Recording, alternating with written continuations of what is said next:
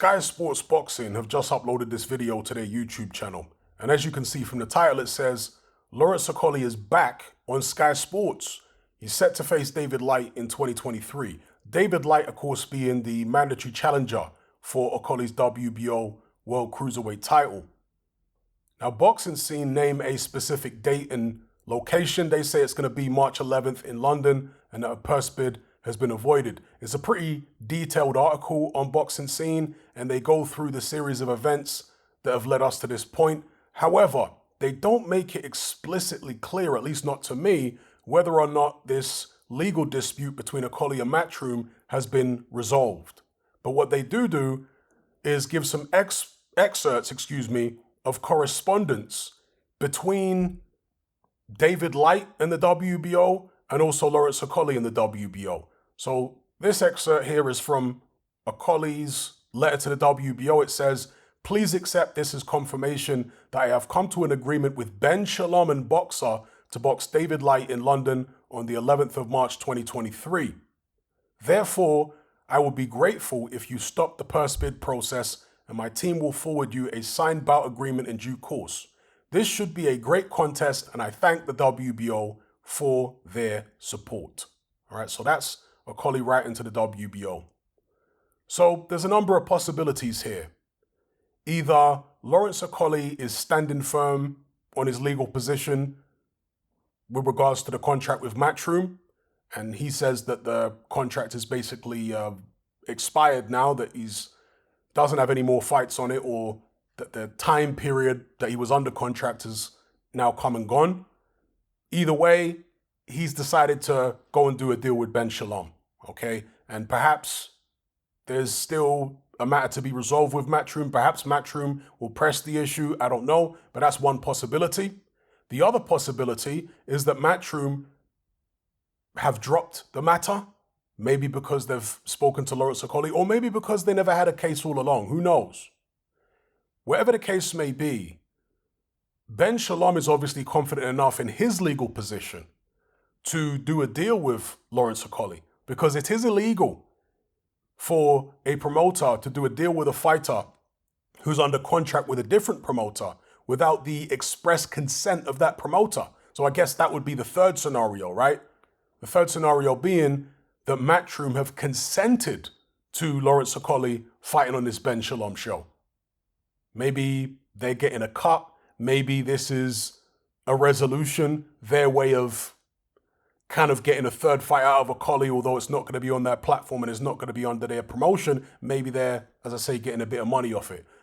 I'm just glad to see Lawrence Okolie back in the ring. I know a lot of people are critical of him. They say that he doesn't put on exciting, entertaining performances. And I've said that in the past. You know, the Matty Yaskin fight was awful. The Isaac Chamberlain fight was awful. But there were other fights which were not so awful. There were other fights where Lawrence Okolie looked really good and was actually entertaining, namely the Krzysztof Glowacki fight. I thought he performed really well in that one, and there have been others in the past. So he is a reigning world champion at the end of the day. I'd like to see him in there against Opataya. And if he can unify at cruiserweight, and even if he can't unify at cruiserweight, he'll be an interesting addition to the heavyweight division. So let me know what you guys think in the comments below about Lawrence Okolie fighting on Sky Sports. Sky Sports, of course, are trying to get all the talent that they can. Matchroom are losing talent, let's be real. Are they going to miss Lawrence Okolie in terms of a fighter who's jumped ship? Well, some people are going to say they won't. Matchroom have acted like they've lost loads of money, but then why have you tried to hold on to him for so long? Why have you made it so difficult for him to leave?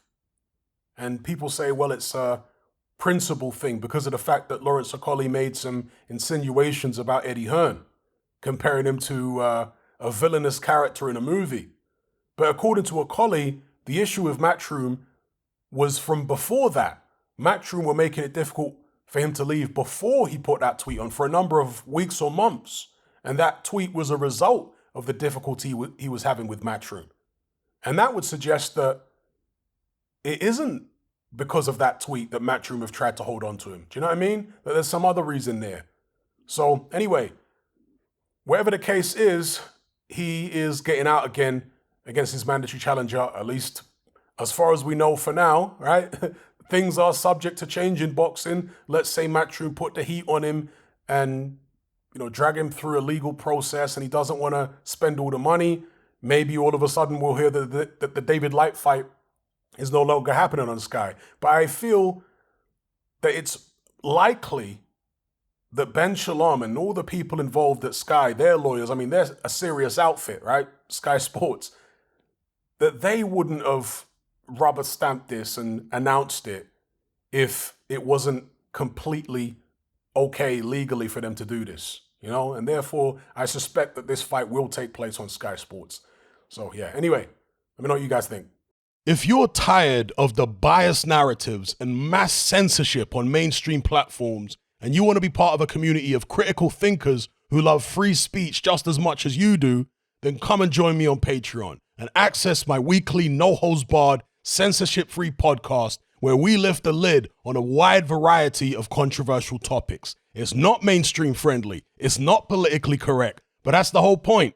We dare to stand as a beacon of reason against an army of insanity. Just head on over to my Patreon page and select the tier called Hatman Hot Topics. You'll gain access to a minimum of 2 hours of exclusive content every single week, including podcasts, videos, interviews, live stream Q&As, as well as my popular Confessions of a Nightclub Bouncer series. Not to mention a vast back catalog of hundreds of hours of previous episodes. You can listen via the Patreon app with the option to download in high-quality MP3. We've also got an Element group where you can come and chat and hang out with myself and other members. Unlike Discord, it has full end-to-end encryption, is decentralized, and is 100% censorship-free. You can also send voice notes as well as much larger audio and video files than you can on Discord. So come and sign up on Patreon. There's no contract, there's no commitment, you can cancel at any time, and it's cheaper than a cup of coffee. So I'll see you over there. I'm out.